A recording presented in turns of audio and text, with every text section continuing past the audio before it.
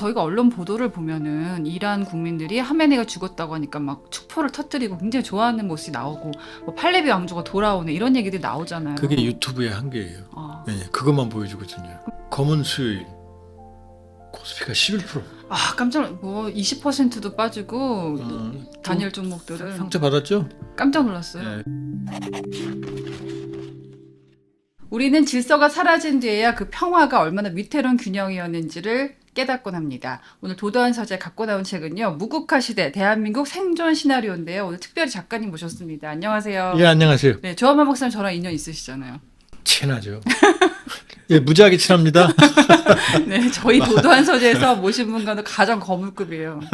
네, 요즘 그렇게 인기가 많으시다고. 제가 조금 인기가 있습니다. 네.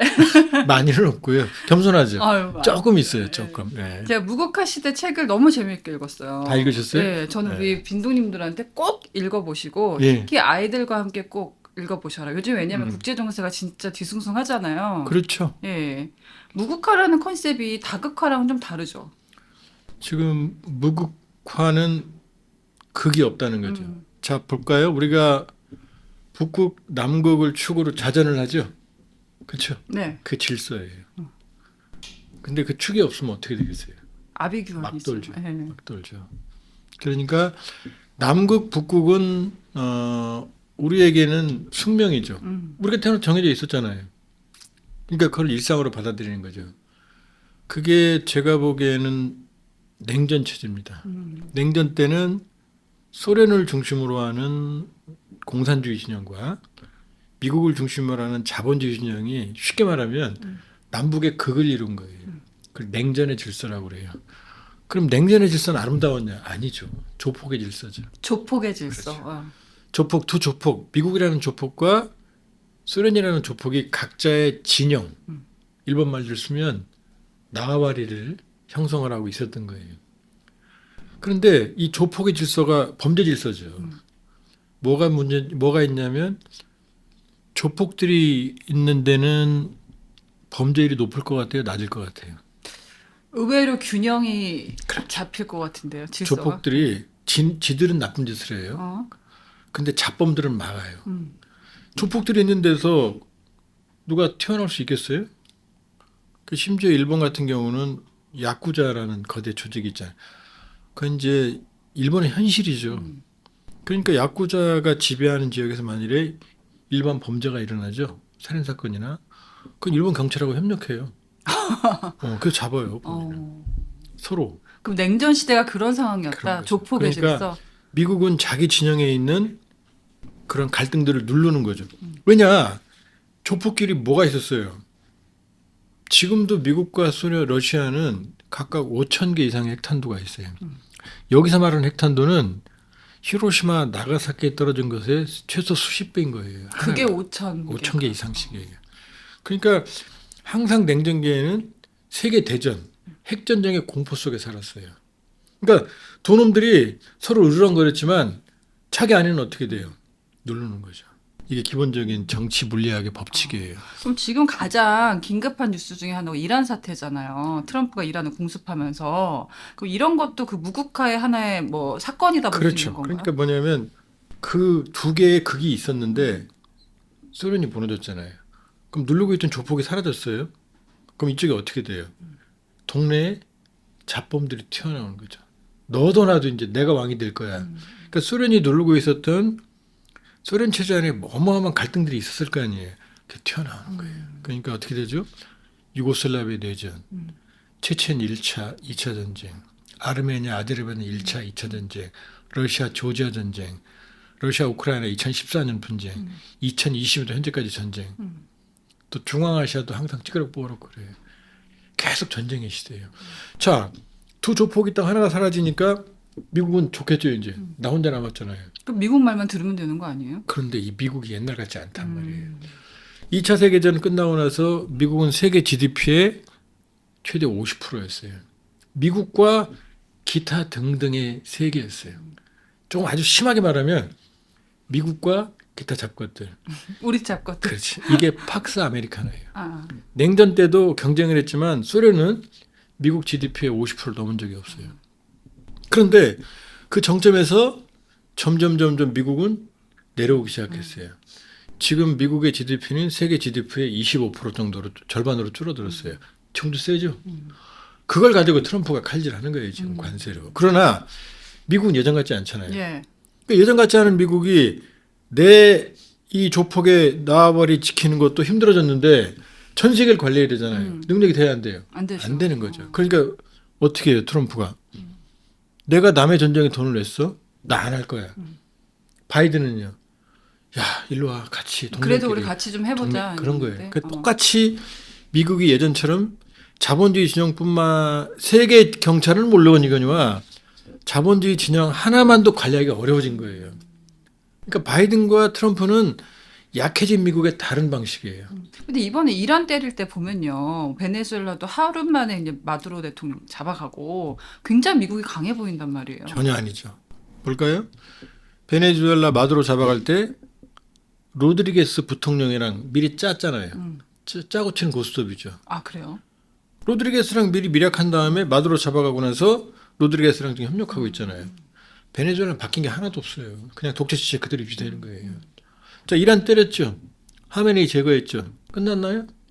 지금 이란을 때리고 나서 이란을 때리는 그쪽의 미군 사령부가 센트콤이에요. 정부 사령관이거든요. 정부군이거든요. 사령관이 이렇게 말했어요. 뱀의 머리를 잘랐다. 뱀이 아나콘다 아무리 커도 머리를 자르면 몸통은 못 움직이잖아요. 아니거든요. 이란은 메두사예요. 뱀머리가 많거든요. 베네수엘라의 추억에 빠진 거죠. 하나 자르니까 어떻게 돼요? 또 올라오잖아요. 또 올라와요. 또 죽여요. 또 올라와요. 또 올라와요. 예, 또 올라와요. 예. 또 올라와요. 그러니까 전쟁이 어떻게 돼요? 처음에 트럼프가 우리 2, 3일 막강해 보였죠? 두들겨 패죠? 근데 전쟁의 특징이 뭐예요? 지상군이 안 들어가잖아요.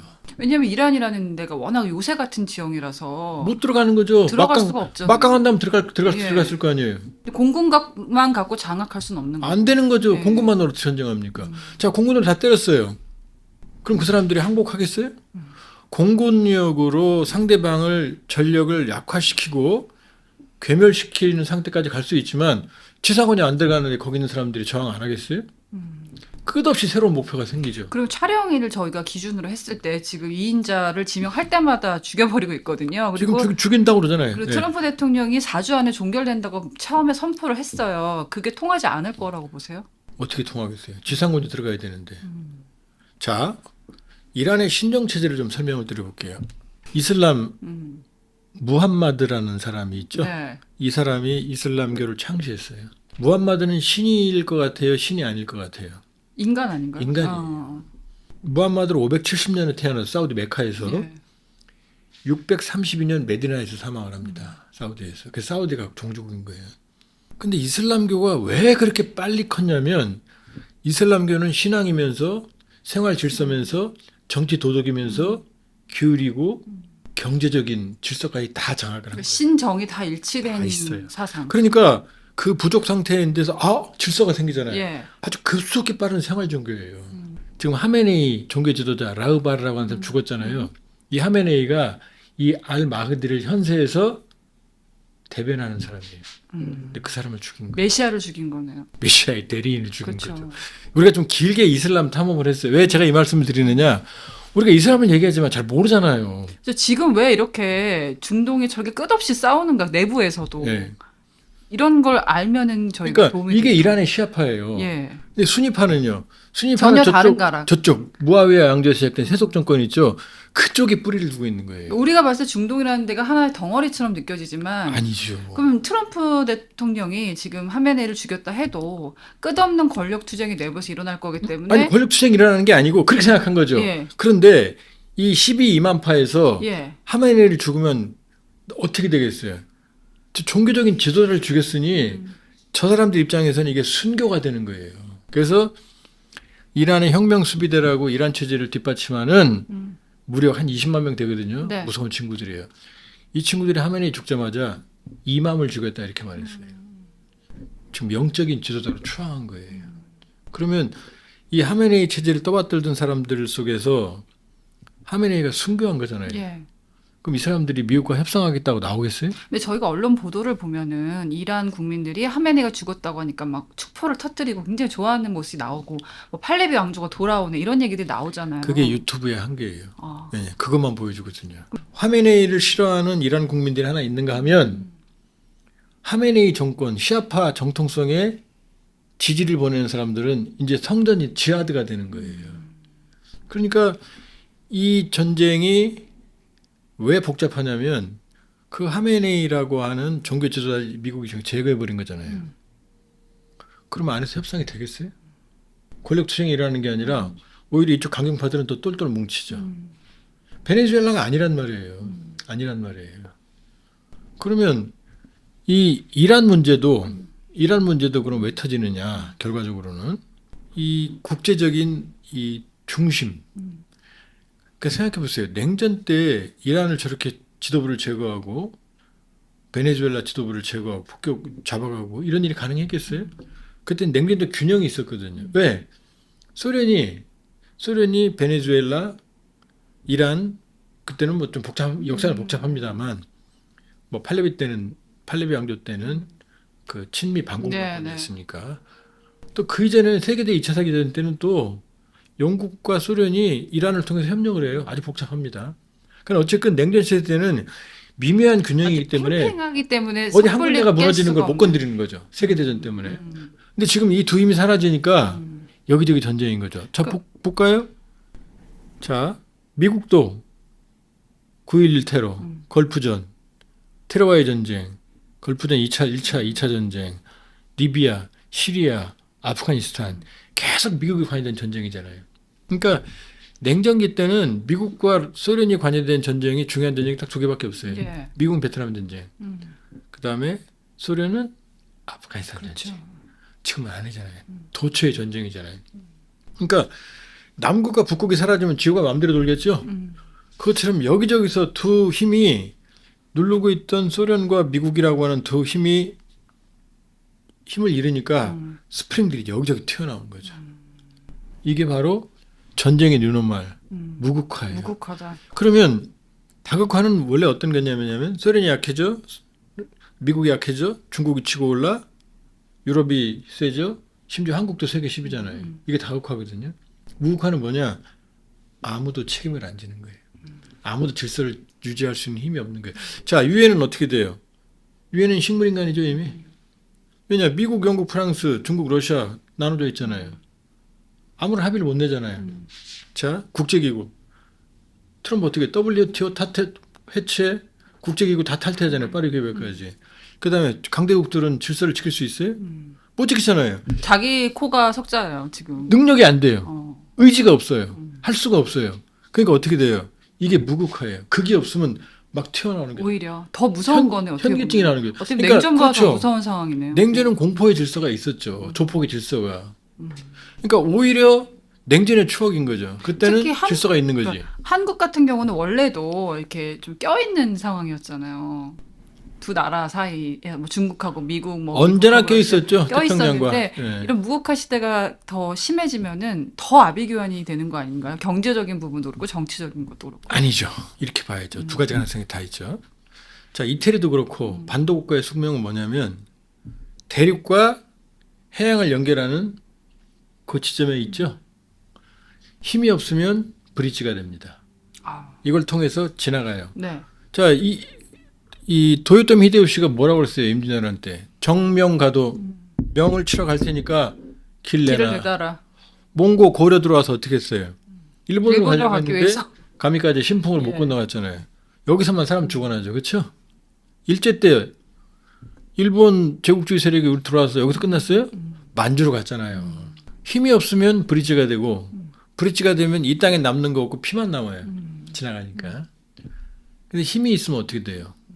활용할 수가 있을까요? 로마, 아, 이태리. 세계 문명의 허브가 되는 거예요. 브릿지와 허브는 다른 거예요. 대륙과 해양에서 모이는 문화, 경제가 결절점이 되는 거고 힘이 없으면 그냥 못 참에 짓밟고 가는 브릿지가 되는 거예요. 그러니까 제가 제일 싫어하는 말이 가계국가예요. 가계국가는 좋은 게 아니에요. 바로 허브국가 돼야 돼요. 자, 지금 무국화 시대는 우리한테 이중적이에요. 전쟁의 뉴노멀과 혼돈의 시대.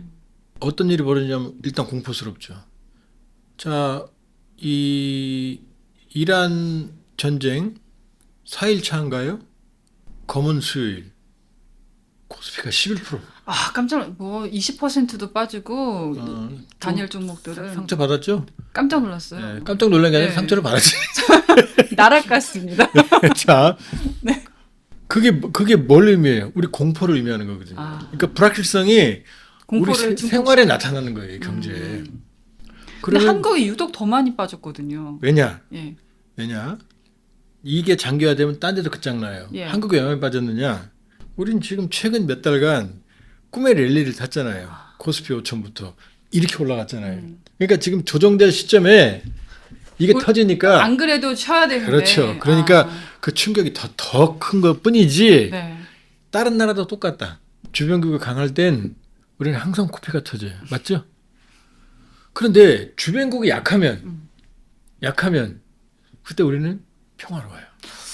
그럼 우리가 브릿지가 될지 허브가 될지 굉장히 중요한 대목이 있고 말씀 들어보니까 이란 사태도 생각보다 훨씬 오래 갈 것이다. 그러니까 지금 제가 드리고 싶은 말씀은 예.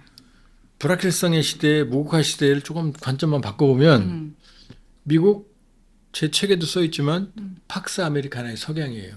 절대 다시 못 들어옵니다.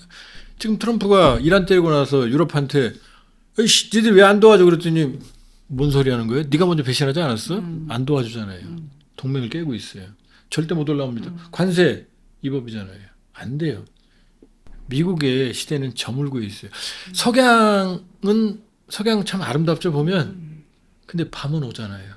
아무리 아름다워도 석양은 밤이 옵니다. 두 번째, 러시아 러전적으로 코피 터져서 영원한 중진국으로 추락했어요. 중국 시진핑 겉으로만 좋아 보이죠. 당중앙 군사위원 7명, 5명을 숙청할 정도고 지금 청년 실업률 50% 얘기 나올 정도로 부동산, 전기차 피크 차이나예요. 일본 다카이치가 선풍을 일으키는 거 뭔지 알아요? 일본의 좌절이에요. 일본의 우경화. 자기들 그러니까 선동 정치가 통하는 거거든요. 유럽, 분열하는 유럽. 자, 전 세계가 지금 모두 허덕이고 있죠. 그러니까 우리한테는 나쁜 상황이 아니에요. 거기다 우리는 제가 누누이 말씀 여러 번 드리는데 5,000년 역사의 최전성기예요. 왜? 경제력 세계 5위, 국방력 경제력 10위, 국방력 5위, 문화는 한류 세계 최고. 그 다음에 반도체, 첨단 기술, 배터리는 더 광산 많을 것도 최고고 조선 최고고. 그 다음에 예.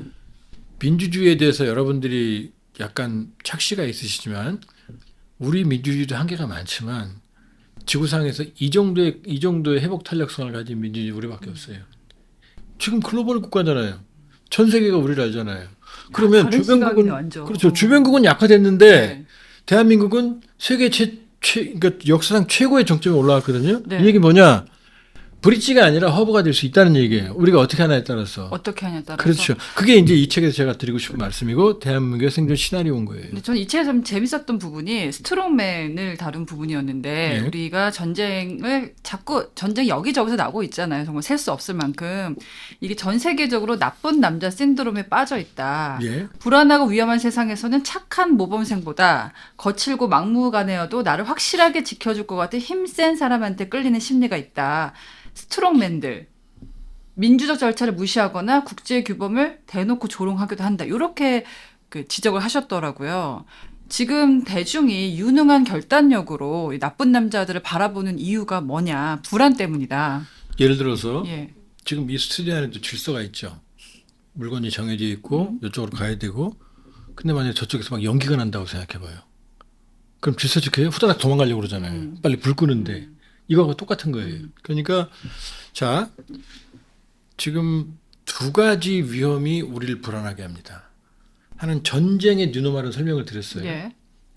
두 번째는 경제의 위기입니다.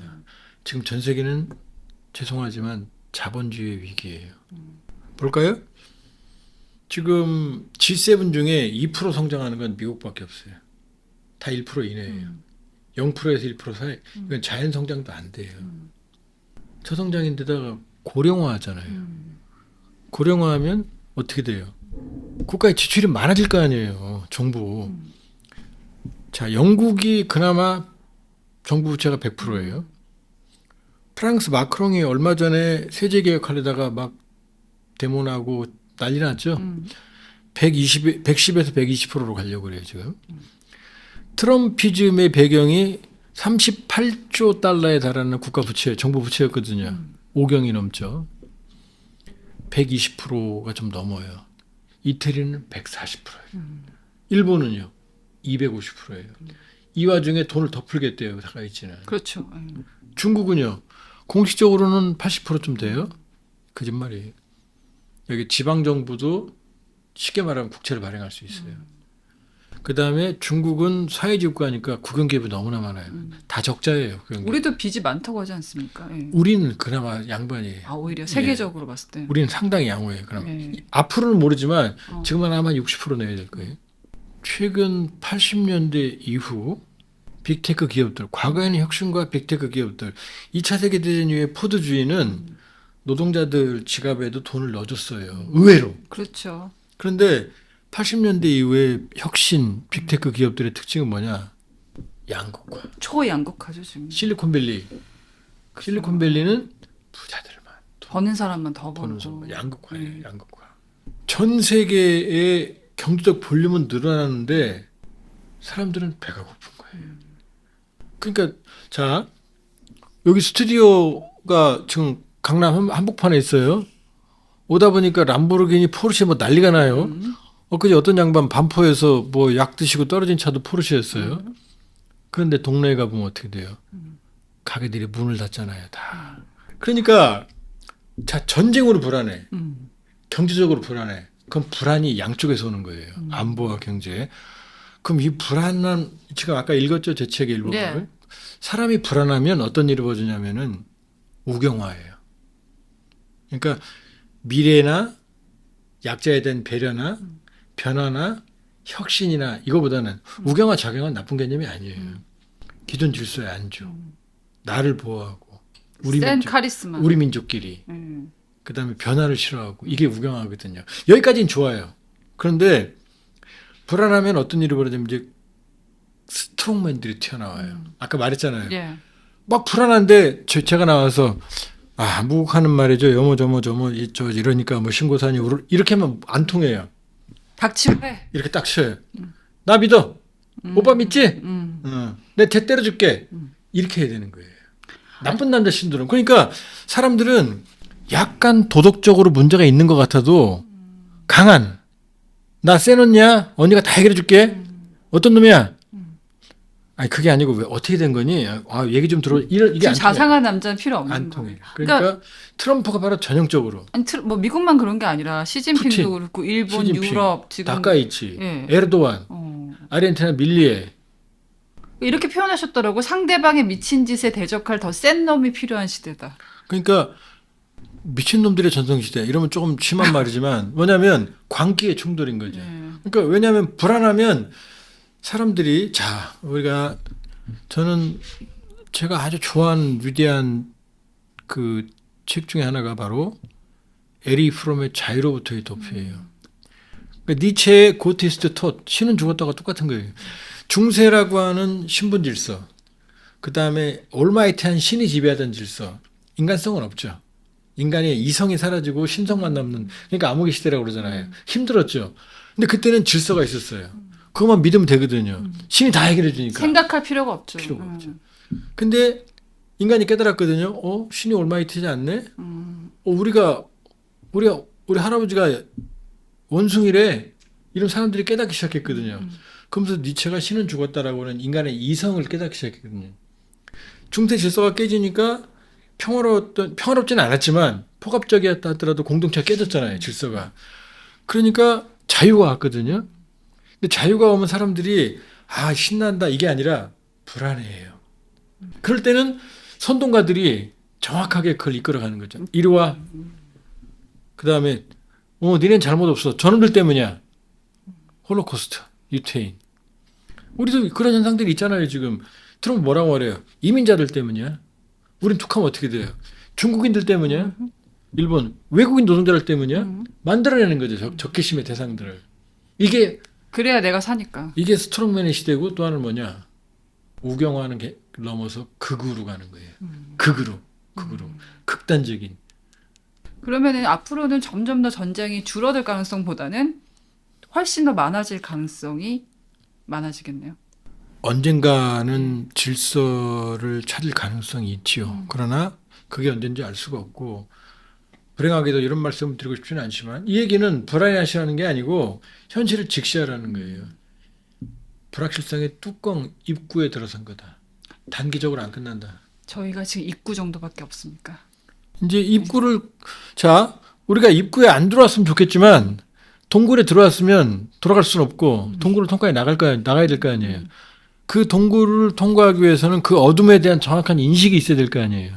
그걸 말씀드리기 위해서 이 책을 저술한 거고 예. 말씀드렸지만 우리에겐 기회가 있다. 찬스가 있다. 왜?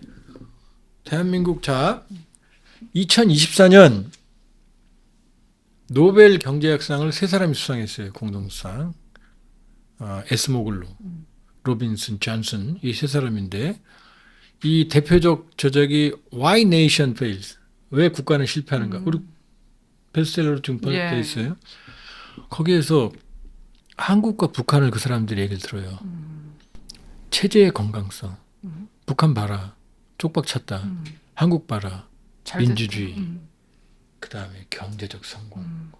우리는 우리를 비하하지만 대한민국 사람들이 대한민국을 세계에서 제일 우습게 봐요. 우리 헬조선이라고 그러잖아요. 우리는 위대한 나라예요. 아. 이렇게 온 사례가 존재하지 않아요. 네네. 우리가 보기엔 불안전하고 부정확하지만 그 사람들은 한국을 가장 모범적인 국가로 들었어요. 정말 경제적으로, 군사적으로, K방산, 문화적으로, 그 다음에 정치적으로 위대한 나라가 됐거든요. 네네. 그런데 OECD 자살률 1위, OECD 출산율 1위, 최저. 최저 출산율. 그 다음에 이혼율 최고, 이혼율 최고, 우울증 지수도 최고, 사회 갈등 지수 사실상 이슬람 국가 한 터키 같은 데 빼고는 1위거든요. 아니 세계인들이 부러워하는 이 나라를 왜 여기 있는 사람들은 청년 우울증, 노인 우울증, 자살하고 결혼하면 이혼하고 결혼하면 애도 안 낳고 왜 이럴까요? 이유는 뭘 것 같아요? 좀 경쟁심이 좀 많은 것 같고 서로 비교하는 문화? 예. 물론 이제 제가 꼭 정답은 아닌데 저는 그걸 어디서 찾냐면은 분단 체제에서 찾아요. 저는 이 모든 이 사회과학 조사 방법론에는 차이법과 일치법이 있어요. 차이법은 뭐냐? 모든 건 똑같은데 결과가 서로 달라요. 근데 똑같은 요인을 다 제거하고 차이나는 요인을 딱 찾아내면 되거든요. OECD 국가 중에 우리는 분단 체제가 이가 있고 딴 나라는 없잖아요. 60년대, 70년대, 80년대 서로 체제 경쟁할 때는 우리가 지면 죽는 거예요. 치열한 경쟁. 생사의 문제군요. 이건 뭐냐? 바로 위너 테이크스 올. 절차, 공정 이건 안 중요해. 무조건 이겨. 배려 그런 게 어딨어? 선택과 집중. 정쟁에서 지면 끝나는 거야. 이런 처절한 경쟁 체제가 삭막한 경쟁 체제를 만들어 온 거예요. 숨막히는 첫 번째. 그 다음에 두 번째는 뭐냐? 배려가 어디 있어요 지금? 지면 죽는데. 전쟁 중인데 남 도와줄 정신이 어디 있어요? 싸워서 이겨야 되는 거죠. 세 번째, 이념적 경직성. 일본 공산당이 있습니다. 프랑스 공산당이 있어요. 유럽에 유럽 국민이 사회정당 다 있죠. 우리는 없잖아요. 안 돼요. 나는 공산당이 싫어요. 생존의 문제. 네, 생존의 문제니까. 그러니까 이념적으로 경직되니까 이게 어떤 일이 돼요? 코리안 톨레랑스, 관용, 배려 이런 거 필요 없어요. 나하고 다르면 나쁜 놈. 차이가 인정이 되는 게 아니라 차이는 차별로 가고 배제와 강요로 가는 거예요. 그러니까 사회적 관용과 여유가 없어지는 거죠. 그러니까 끝없는 경쟁, 살인적인 경쟁 체제가 여기까지 오게 했지만 이게 바로 우리를 슬프게 하고 그러니까 저는 이렇게 생각하는 거죠. sad success, 슬픈 성공. 다음 책 그 제목 그걸로 하셔야겠다. 그 슬픈 성공이라는 것도 제 가제 중에 하나예요. 그러니까 성공했지만 슬픈 거죠. 남들은 우리를 쳐다보지만 나는 행복하지 않은 거죠. 그 분단이라는 새로운 전쟁에 대한 해석이네요. 예. 전쟁에 대한 공포가 뇌리에 박혀 있는 거예요. 그럼 불안하죠. 아니 책에 나온 것보다 더 재밌는데요 지금. 거대한 불안이 우리를 내리누르고 있는데 우리는 못 느끼고 있는 거예요. 이 불안이 항상 불안하면 이게 짜증, 스트레스, 화병. 분노, 네. 화병으로 가는 거죠. 언제나. 근데 참을성이 없어지는 거죠. 점점. 자, 지금 이스라엘 테라비브 내가 가족 여행 보내줄 테니까 갈래요? 안 가죠. 미사일 떨어지는데? 안 갈 것 같아요. 안 가죠? 네. 근데 거기 사람들이 살아요. 익숙하게 살아요. 우리가 똑같은 거예요. 남들이 보기에. 그렇죠. 지금 우리 머릿속에 여기서 40km 위에서 북한의 포가 여기 있어요. 일산, 파주 가보세요. 바로 건너편이 북한이에요. 그럼 이 거대한 불안이라는 이 분단체제라는 불안이 우리를 내리누르겠어요? 안 누르겠어요? 누르죠. 내면화되어 있는 거예요. 네. 내면화되어 있는 거예요. 그러니까 우울증이 그다음에 거대한 불안이 그다음에 서로 다르면 어떻게 돼요? 인터넷 댓글 봐봐요 한번. 아 이것도 그렇게 나올 거예요 아마. 아 오늘 너무 좋았어요. 그다음에 저 사람 뭐 아니야 뭐 네가 듣게 왜 나와? 이게 동시에 나와요. 맞죠? 예. 이게 극단적인 분열인 거예요. 그러니까 좋습니다. 이 우리가 가진 거대한 성공의 이면이 있다는 거죠. 새드 석세스. 이거는 지금 말했던 이 무국화와 함께 우리 안에 우리가 가지고 있는 무국화는 글로벌 보편성이라고 그러면 우리 안에 가지고 있는 우리 안의 특수성은 뭐냐? DNA다. 바로 분단 체제인 거예요. 네. 그러니까 이 분단 체제라고 하는 것은 질병이죠. 우리가 모르는 질병, 우리가 앓고 있는 질병.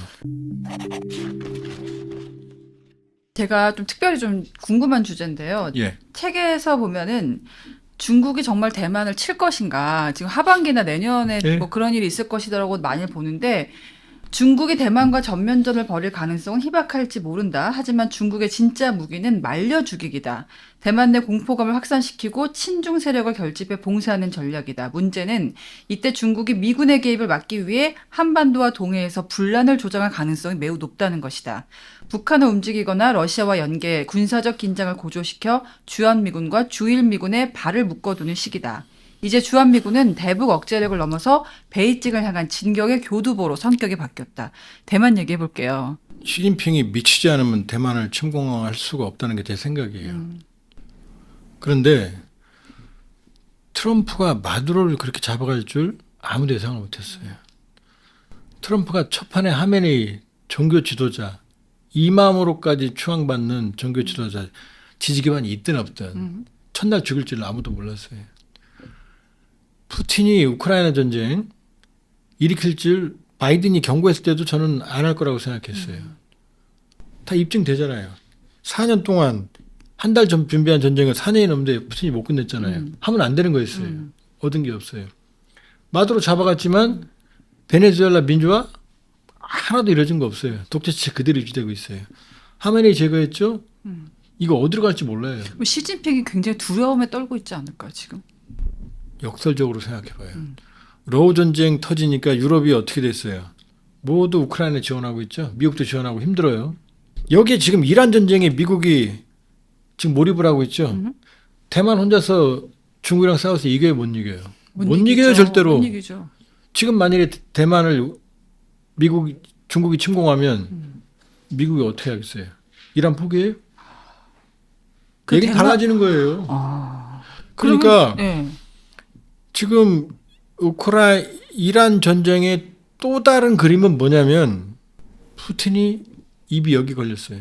베네수엘라, 이란, 러시아 친구 다 뚫겨 패니까 짜증났는데 이란을 때리니까 유럽도 이란 문제 연계돼요. 미국이 가뜩이나 부족한 재고 폭탄들을 다 이란에 쓰고 있어요. 중국도 이란하고 우크라이나 가깝잖아요. 줄게 없어요. 예. 자, 지금 그렇게 생각하죠. 예. 지금 사람들이 그래요. 뭐 중국 잡으려고 베네수엘라, 이란 쳤다. 이란 폈죠. 자, 이란 언제 끝날지 몰라요. 수렁이에요.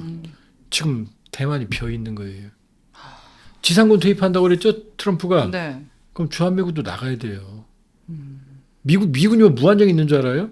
그럼 우리가 또 그때 빈구멍이 되잖아요. 우리가 빈구멍이 되는 거죠. 그러니까 시진핑 입장에서는 베네수엘라, 이란 우리 친구들 때려 우리 석유 20% 날라가 거꾸로 생각해 보세요.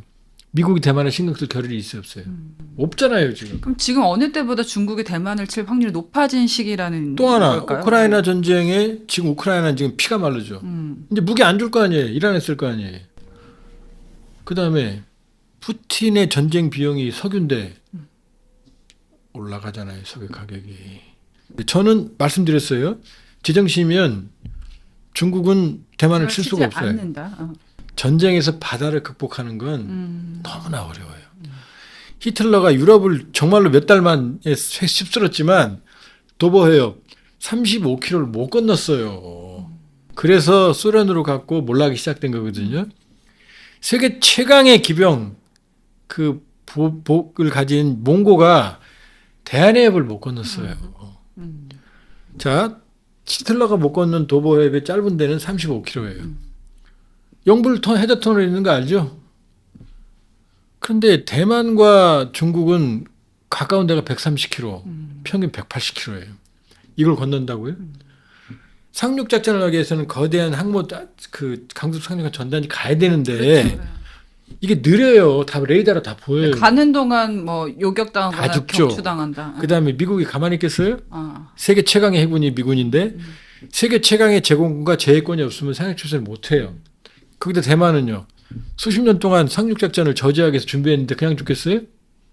그다음 대만의 이 서부 해안은 갯벌이 있어서 상륙하기가 어려워요. 동쪽은 절벽이에요.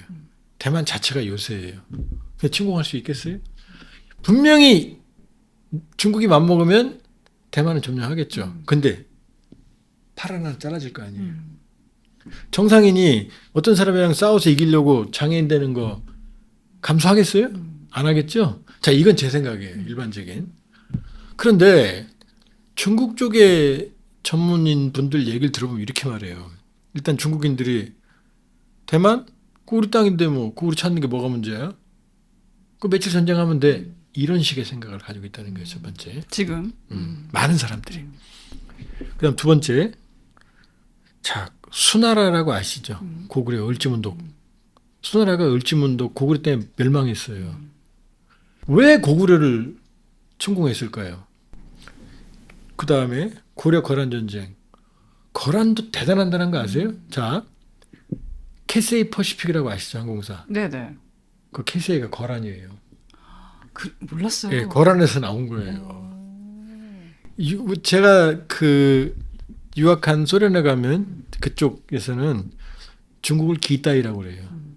그게 거란에서 나온 거예요. 기탄에서. 그 위대한 제국 거란이 고려 때문에 망하잖아요. 그러면 생각해 보세요. 왜 저길 긁어 부스럼 당나라의 당 태종도 못 이기잖아요. 못 이기잖아요, 고구려를. 결국 신라하고 야합이라면 좀 그렇지만 신라가 손잡고 그 무너뜨리잖아요. 당태종 유언이 그거예요. 고구려 건드리지 마. 근데 왜 건드릴까요? 중국의 모든 황제들의 꿈과 희망은 뭐냐? 천하통일이에요. 천하통일. 자, 시진핑은 5년을 넘어서 지금 3기 시작했어요. 2020년. 거의 이러다 종신 되겠어요. 정확히 봤어요. 예. 시진핑 꿈은 종신이에요. 내려올 수도 없어요, 이제. 그럼 시진핑이 시진핑의 제국을 만들었어요. 경제는 어렵지만 중국 5천년 내외 역사에서 14억 인구를 굶겨 죽이지 않는 최초의 왕조예요, 사실상. 상징적으로 말하면. 그럼 시진핑의 꿈은 뭐겠어요? 천하통일한 시황제일 거 아니에요. 남는 게 누구예요? 대만. 대만이잖아요. 이렇게 생각하면. 그러면 지금 바꿔 얘기하면은 지금 미국이 대만에 신경 쓸 겨를이 없고 지금 시진핑에 대해서 사실 국민들 굉장히 조심해하는 분위기죠. 옛날하고 달리 더 많이. 그 시진핑에 대해서는 직접적인 비난을 하지 않는다라는 그 대목을 제가 봤거든요. 공무원 욕은 하더라도. 그럼에도 불구하고 지금 뭐 숙청하고 이런 얘기들 들어보면 내부에서 시진핑의 세력이 예전만큼 세지 않은 것 같기도 해요. 그러면 그 불만을 바깥으로 돌리는 게 또 묘수 아니겠습니까? 마오쩌둥, 모택동이 이런 말을 했어요. 권력은 총구에서 나온다. 틀린 말이에요. 틀린 말. 그 부부가 맨날 집에 와서 소리 지르고 버럭버럭 그냥 억압하고 그럼 무서우니까 말 듣겠죠. 애들도 부인도. 그럼 충성이 생겨요? 점점 짜증나죠. 뭔데? 근데 아버지가 돈 많이 벌어다 주고 자상하게. 그 권력은 총구에서 나오는 게 아니에요. 지갑에서 나와요. 지갑에서. 자, 중국의 경제는 피크 차이나예요. 피크 차이나. 그리고 현재까지 시진핑은 경제적 발전도 했고 그다음에 반부패 투쟁을 통해서 정적들도 제거했고 그런데 독재는 심화되면 심화될수록 부패는 더 심해져요. 자기 발밑이 썩어 들어가요. 그러면 점점점 지금까지는 시진핑 욕을 안 했어요. 근데 이제 슬슬 뭐라 그래요. 지금까지는 중국의 개혁개방 경제성장의 특징은 뭐냐면 공산당이 개혁개방을 선택했어요. 공산당이 경제발전을 이끌어왔어요. 그러니까 중국 사람들 어떻게 생각했느냐. 에휴, 저 새끼들 독재를 해도 밥은 먹여주잖아. 지금은요. 실업률이 뭐 50% 뭐 그러니까 이렇게 저 새끼들 때문에 공산당 때문에 우리가 못 살아. 바뀌는 거죠. 기류가 바뀌고 있어요. 그렇죠. 그러니까 시진핑은 뭔가 자기의 전성시대 시왕국, 시황제가 되기 위해서는 뭔가 모멘텀이 필요해요. 대만이 될 수 있을까요? 그렇죠. 그러나 불행하게도 우리가 박정희 정권 때부터 이렇게 올라갔죠. 경제가 뭐 두 자리 숫자 성장, 뭐 7, 8% 성장한 일도 아니었어요. 예. 근데 어떻게 돼요? 이건 숙명이에요. 경제가 발전하면 내려오는 거. 중국도 뭐 고령화도 심각해지고 고령화. 저성장에 그다음에 벌써 인건비 때문에 중국에 있는 공장들이 베트남, 방글라데시 이런 데 넘어가요. 그다음에 14억 인구를 인터넷을 차단하고 막고 언론을 통제하고 이게 언제까지 통할 것 같아요. 그러면 흔들리는 붉은 제국이 되는 거죠. 근데 중국이 워낙 뭐 지금 부정부패가 심해서 뭐 미사일도 뭐 물이 채워져 있고 그게- 연료통에 그게 바로 시진핑이 예. 중국 인민들의 마음을 먹은 게 반대파들을 제거할 때 반부패 캠페인이었거든요. 그렇죠. 숙청하기 위해서. 그렇죠. 근데 신- 본인들도 신났어. 또 근데 내가 독재가 더 강해지니까 어떻게 돼요? 내 편이 내 부정부패라는 다리가 썩는 거죠. 예. 공산당의 특징이 뭐냐? 정치 권력, 공제 권력, 문화 권력을 다 가지고 있어요. 일종의 아까 이란처럼 신정 같은 상황이 신경 되는 체제인 거죠. 거예요. 그러니까 썩는 거죠. 그러니까 하메네이도 모든 종교 권력까지 가지고 있으니까 하메네이가 나라가 썩는. 라흐바르라고 하는 사람이 자 사법부 수장을 임명해요. 사법부 수장을 자기 혼자서 또 그다음에 국회의원도 국영 텔레비전 사장을 임명해요. 국영 방송을. 그렇죠. 그다음에 군 통수권을 다 가지고 있어요. 심지어 대통령 임명권도 가지고 맞아요. 있어요. 그럼 안 썼겠어요? 그러니까 이 측근들 혁명 수비대들이 다 해먹는 거죠. 그러니까 일반 이란 시민들 어떻게 돼요? 저것들이 무한마다 자기들끼리 다 팔아서 해먹는다. 뒤집게 헤쳐먹어 이런 게 생기는 거죠. 중국도 같은 상황이란 비슷한 당연하죠. 상황이라면 모든 독재는 썩어요. 독재는 썩을 수밖에. 그래서 민주주의가 거추장스럽고 번잡하고 그렇지만 힘이 있는 게 민주적 투명성이 결국은 미래인 거예요. 이렇게 얘기하셔서 새로운 시대 표준은 각자 도생이며 이를 위한 유일한 행동 원칙은 바로 국외 구선의 전략적 명확성이다. 더 이상 특정 진영에 속해 있다 이유만으로 우리의 안보가 보장되던 시대는 지났다. 모든 것을 우리의 국익이란 잣대로 판단하고 때로는 유연하게 때로는 단호하게 목소리를 내야 한다. 트럼프가 고마운 게 우리는 한미동맹을 사랑이라고 생각했어요. 변치 않는. 제가 수십 년 동안 한미동맹은 사랑이 아니다. 계약결혼이다. 라고 말했어도 사람들이 깨닫지 않았어요. 근데 트럼프가 몸으로 보여줬잖아요. 동맹? 계약이야? 자, 동맹은 계약이 지속되는 한 결혼관계에 충실해야 됩니다. 근데 그 계약은 깨져요. 그러니까 각자 도생의 시대는 뭐냐면 동맹은 추억입니다. 서로 남는 장사가 아니면 동맹도 서로 도와주질 않아요. 지금 트럼프가 동맹 등을 때리니까 이란 공격하는데 유럽이 쳐다보고 있잖아요. 걸프전 때는 34개국이 동맹으로 들어갔거든요. 명확하게 봐야 됩니다. 동맹은 그러면 미국을 버리는 아니죠. 한국과 미국은 서로 필요합니다. 서로 남는 장사예요. 이 계약 결혼 상태고 이 계약은 꽤 오래 갈 거예요. 그러니까 서로 필요한 만큼 주고받는 거래주의적 동맹 관계라는 걸 트럼프가 명확하게 각인시켜 준 거예요. 그러나 다행히 한국과 미국은 서로 필요합니다. 서로 버릴 이유가 없어요. 또 한국이 이제 미국에 줄 수 있는 것도 많아지지 당연하죠. 않습니까? 주고받을 게 있어요, 이제. 그러니까 러브 이치하더가 되는 거예요.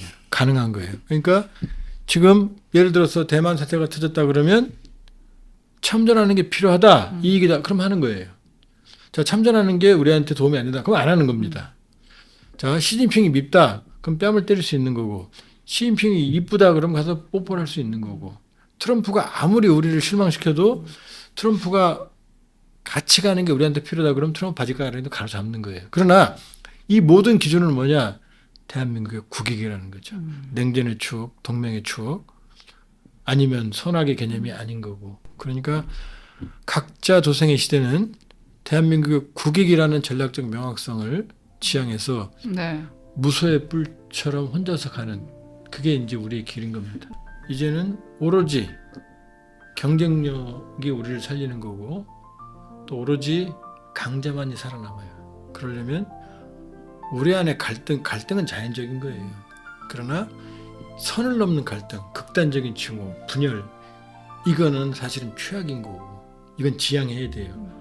서로 그러니까 차이가 차별로 가서는 안 됩니다. 차이가 공존하는. 그리고 두 번째는 시간이 걸리더라도 통일이라는 문제, 분단이라는 질병을 해소하지 않고서는 네. 우린 여기까지다. 그리고 마지막으로 분단이라고 하는 건 뭐냐면, 지금 병인데 우리가 모르잖아요. 아픈 걸. 근데 병을 치료하면 날아갈 수 있겠죠. 건강해지겠죠. 그러니까 분단은 하나의 찬스가 된다. 치료하는 기간은 고통스럽고 아프겠지만, 그러나 분단에서는 그 어느 나라도 가지지 않은 새로운 찬스, 기회가 될 수 있다. 이렇게 볼 수 있어요. 네, 오늘 무국화 시대 대한민국 생존 시나리오 우리 조한범 박사님하고 함께 읽어봤고요. 제 개인적으로도 정말 좀 어려운 이야기를 굉장히 쉽게 풀어냈고, 저희가 여러 가지 활동들을 하잖아요. 이게 다 이제는 전 세계가 연결되는 시대이기 때문에 우리 여러분께 꼭 추천하고 싶은 책이었습니다. 오늘 나와주셔서 고맙습니다. 예, 고맙습니다. 고맙습니다.